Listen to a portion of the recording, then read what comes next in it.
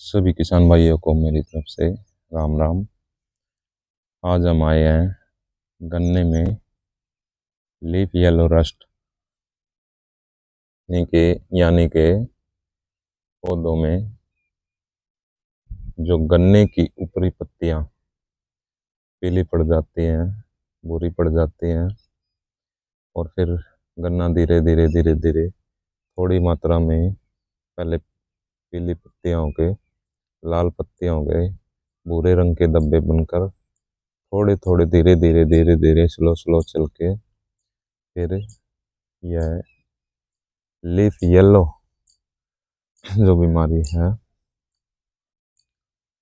तो ये बहुत ही धीरे धीरे धीमी गति से नुकसान करती है, जो फसल को बिल्कुल अवरुद्ध बना देती है।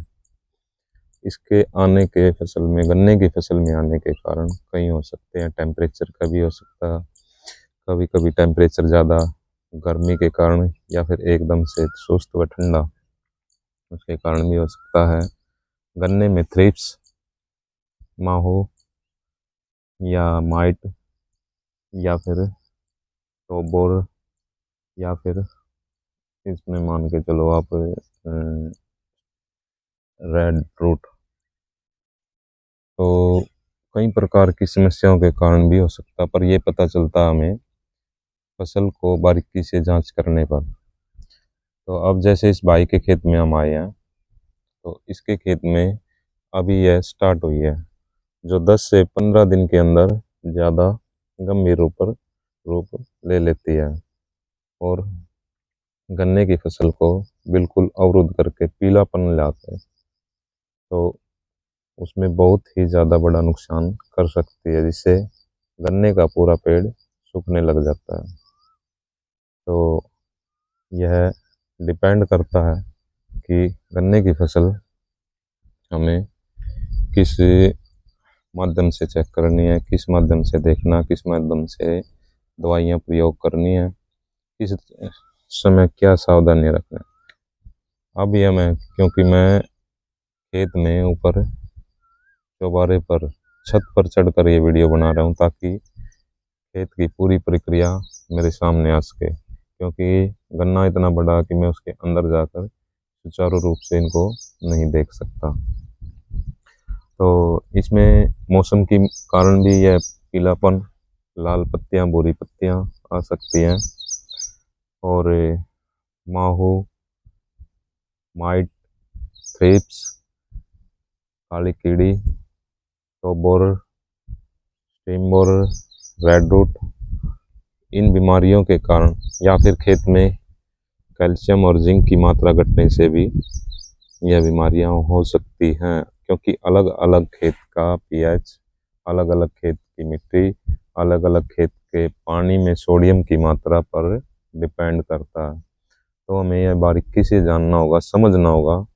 कि हमारे खेत में जो ये बीमारियां बनी हैं वो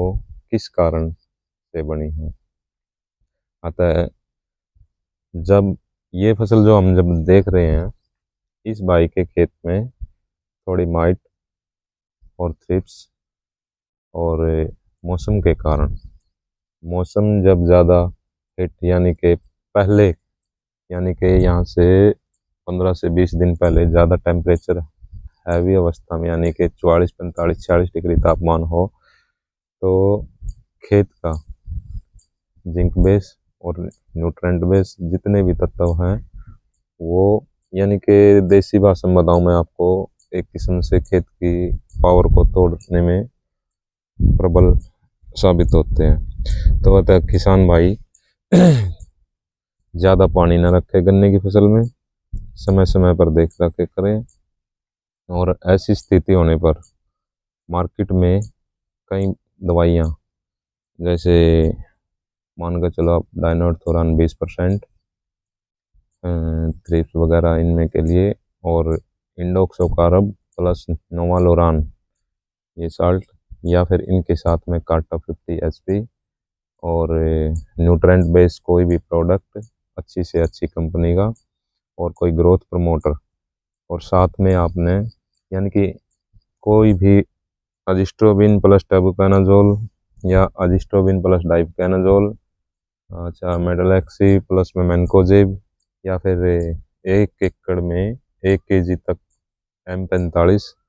और इसमें कासुगामाइसिन भी प्रयोग कर सकते हैं। तो ये कई दवाइयाँ मैंने आपको बताई हैं जो इसमें फसल में काम आती हैं, पर वो डिपेंड करता है कि खेत में समस्या क्या है, हमें कौन कौन सी दवाइयाँ हमें लेनी है। तो ऐसे ही मैं आगे भी हर फसल के बारे में आप सभी को समस्याएं बताता रहूँगा, दिखाता रहूँगा। जैसा भी मैंने आपके आशीर्वाद से ज्ञान प्राप्त किया है, या बड़े डॉक्टरों की सलाह से ज्ञान प्राप्त किया है, या छोटी डिग्री के माध्यम से ज्ञान प्राप्त किया, वो सभी आपके सामने शेयर करता रहूँगा। और आप सभी को मान के चलो अपने खेत के लिए एक अच्छी व्यवस्था, अच्छी फसल बनाने के लिए सहयोग करता रहूँगा। अगर कोई भी मुझसे कोई भूल चूक या गलती हो जाए तो मुझे बच्चा समझ कर माफ़ करना, और मेरी वीडियो अच्छी लगे तो लाइक करना, कमेंट करना और सब्सक्राइब करना, ताकि हर पल मैं आप सभी को हर फसल के बारे में जिस भी भाई के फ़ोन आने पर मैं जिस खेत में जाऊं वहाँ की समस्या और निदान करके आऊं और आप सभी तक पहुंचाऊं, और आने वाली बीमारियों से पहले ही अवगत कराऊं। धन्यवाद भाइयों।